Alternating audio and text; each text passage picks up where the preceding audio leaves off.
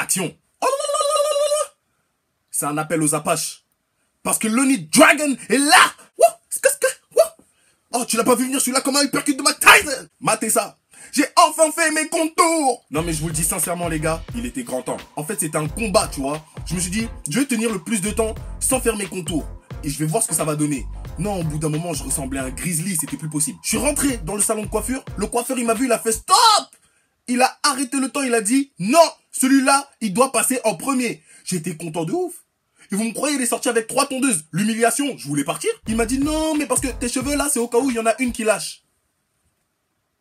Mes cheveux, c'est du paillasson. Bref, j'ai cédé, j'ai fait mes contours. Vous êtes contents? Maintenant, on passe à autre chose. Comme vous le savez, cette année, je vais avoir 20 ans, tu vois. Et le premier qui me dit, oh, on dirait t'en as 25. Ah! Rendez-vous Châtelet. Je commence à me faire vieux, tu vois. La dernière fois, ma daronne, elle m'a demandé de porter les courses. Je me suis fait un blocage. Et là, je me suis dit, mais quel genre de père je serais pour mes enfants, tu vois.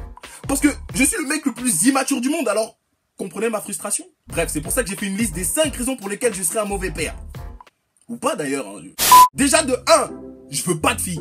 Ah, je suis formel, hein. Vous pourrez penser ce que vous voulez après mon explication. Je ne veux pas de fille. Tout simplement parce que j'aurais trop peur des regards que les gars auront sur elle. J'aurais constamment envie de la protéger, tu vois. Tu sais, dès que tu commences à voir une fille un peu trop belle dans la rue, tu commences à loucher comme ça. C'est de ça que je parle. Non mais il y a trop de rôdeurs dans les rues.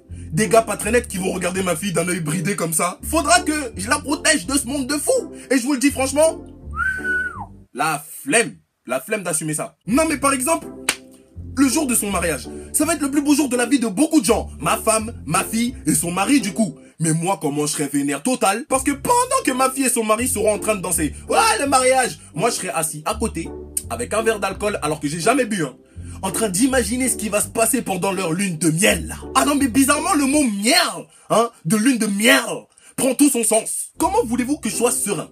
Hein, en sachant que monsieur, après le mariage, va passer une bonne nuit avec ma fille. Le sang de mon sang, de mes os, de mon corps. Faudra même pas qu'il me serre la main le lendemain s'il veut vivre, tu vois. Deuxièmement, je serai un papa poule de ouf. Et ils auront tout ce qu'ils veulent, ces sales gosses, hein. Vous vous rendez compte que je parle d'eux comme s'ils existaient déjà? Sale gosse. Comme si, en fait, je voyais déjà venir la bavure, tu vois. Dès la naissance, père de Jace, Ralph Lauren. Moi, je blague pas avec le style, frère. Sans congolais. Mon fils, il sortira du ventre de ma femme, trop bien sapé. Bon, je vous la présente plus, ma femme, mademoiselle Gloria, mon public. Pas de lait en poudre pour le petit. Caviar direct. Dès la naissance, on met ça dans le biberon. D'ailleurs, j'en ai déjà mangé du caviar. C'est nul à chier. Mais vraiment, c'est nul. En fait, c'est des graines de sel. Mais vas-y, c'est pour le prestige. En fait, mes enfants, comment ils vont trop pas me respecter, ils vont m'appeler comme ça. Hé, Loni! Troisièmement, et c'est selon moi le plus important, je serai pas un daron qui frappe ses enfants. Merci. Parce que moi, j'en ai pris des droites, tu vois. Mérité, je pense. Et je pars du principe que frapper n'est pas la solution. Et je parle en connaissance de cause. Regarde la preuve. Je suis sur internet en train de faire le guignol, c'est que j'ai rien compris. Et puis même, j'aurais trop peur d'aller trop loin en les frappant, tu vois. Un jour, je sais pas comme ça, je serais déchaîné. Et toi là-bas, boulé, coup de coude dans la nuque. Je vais fissurer son crâne, ça va pas, non? En plus, c'est des darons du bled qui recadrent leurs enfants en public.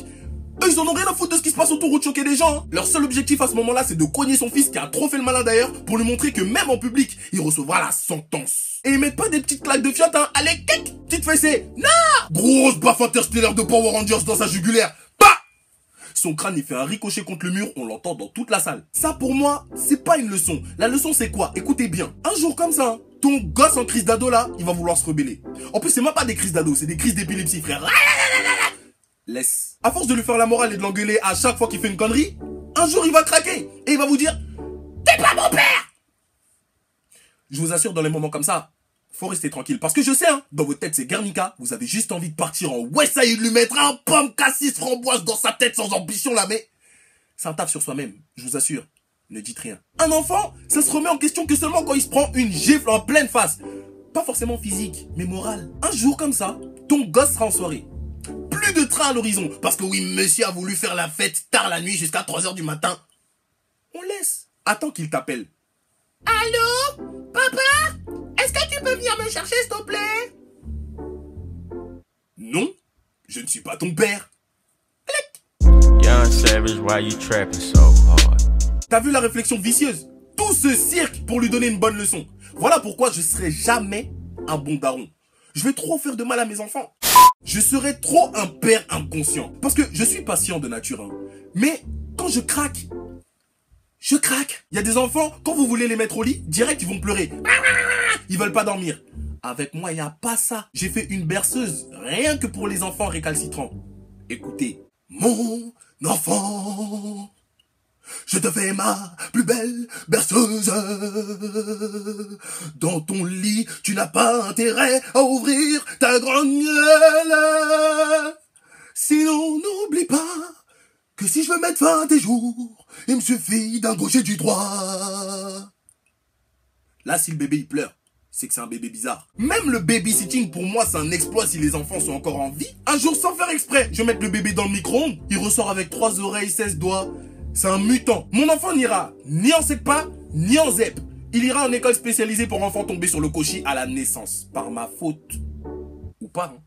La 5e raison, c'est que, bien évidemment, je serai pas un mauvais père, je ferai tout ce qu'il faut pour rendre mes enfants heureux, mais par contre, s'ils me cherchent, Roissy Charles de Gaulle, direction Congo-Kinshasa, tu ne reviens pas. Allez, simple. C'était Lonely Dragon.